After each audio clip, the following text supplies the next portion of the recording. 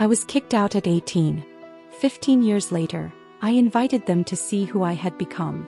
It all happened in a moment. The mug of tea slipped from my hands and shattered on the floor. Then came a voice, loud, furious. "What have you done, Emma?" I didn't flinch. No tears came to my eyes. I just stood there silently. My hand was on my stomach, where life had just begun to stir. "I'm going to be a mother," I said calmly. Silence fell. My mother, Lauren, froze at the bottom of the stairs. She was folding laundry. Her lips moved, but no words came out.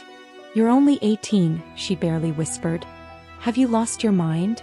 My father stepped forward, his jaw clenched so tightly the veins in his neck bulged. "Who is he?" he roared. "Some loser? Someone from a gas station?" I didn't look away. "His name doesn't matter," I said. "What matters is that I love this child. And I'm bringing him into this world." His bitter laugh cut through me like a blade. "You've ruined your life. We gave you everything. A home, an education, a future, and you destroyed it in a single moment." There was pain in my chest, but I stood firm. "No," I said. "You're just angry because you can't control me anymore. That was it. Get out." He didn't shout, he growled. "If you're claiming to be an adult, then go live like one. Pack your things and leave." I looked at my mother. For a moment I thought she might say something. But she only nodded and whispered, "You are our greatest shame." No one asked if I was okay. No one asked about the father. They didn't care to know. But they didn't know that I had already made my plan. I had a small rented apartment, a job, a plan for the future. And the man they thought was useless, he wasn't. I left that house with one bag, and a fire in my heart. I smiled, because I knew what they didn't. That first night was lonely. An old mattress, no furniture, cold air drifting in through the windows. I sat on the floor eating canned soup, staring at my phone's empty screen. No message from my mother. But I had my child. My job as a receptionist at a small clinic. The pay was low, but Dr. Weston treated me with respect. "If you're willing to work hard, there's a place for you here," he told me. So I worked. Morning shifts at the clinic. Night shifts at a call center. Online courses in between. Business, accounting, economics. I wasn't just surviving, I was building a life. In my 7th month, one night I fainted at a bus stop. I was cold, hungry, exhausted. Dr. Weston found me there. Sat beside me. "Are you okay, Emma?" "No. But I will be," I replied. He handed me an envelope silently. "Give this to my sister. She's in finance at Harrington Medical." "Why are you helping me?" I asked. He smiled. "Because you remind me of someone I once let down. I won't make that mistake again." That moment changed everything. 2 months later I gave birth to a son, Landon. I cried. Not out of fear, but because I knew this child was the reward for every sacrifice I had made. I made a silent vow. This child will never face the loneliness I did. Time passed. When Landon turned 2, we had a little townhouse. Simple but ours. No one helped us. Just me. My work. Years went by. My parents never called. I heard from afar. My cousin got into Duke University, my brother married a lawyer. Everything looked perfect. But in those family pictures there was no me. No Landon. Then I turned 26. One day Evelyn, Dr. Weston's sister, placed a file on my desk.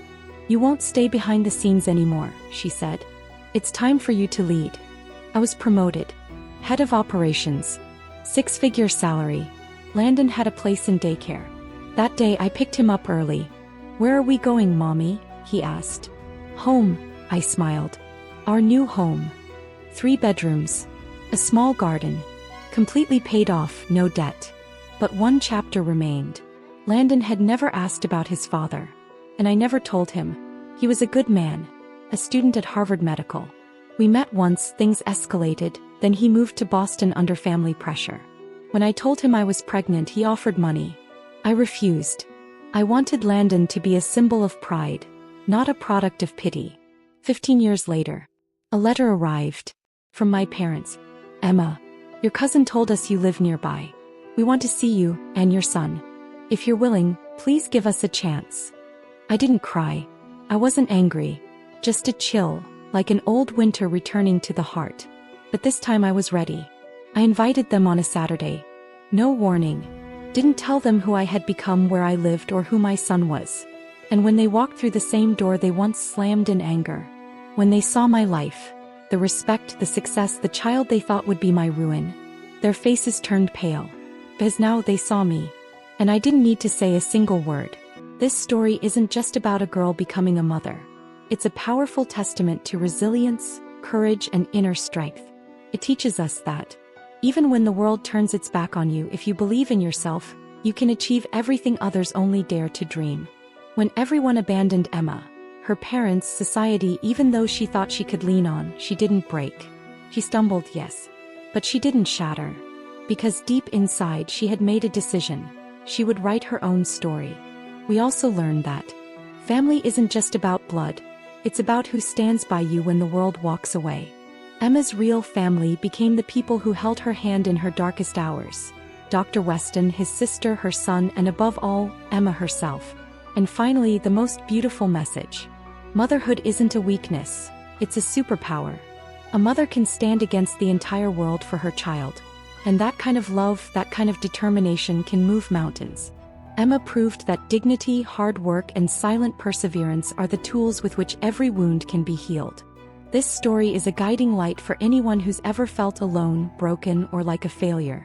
Because the greatest victories are those won quietly, with grace, and without needing to say a word.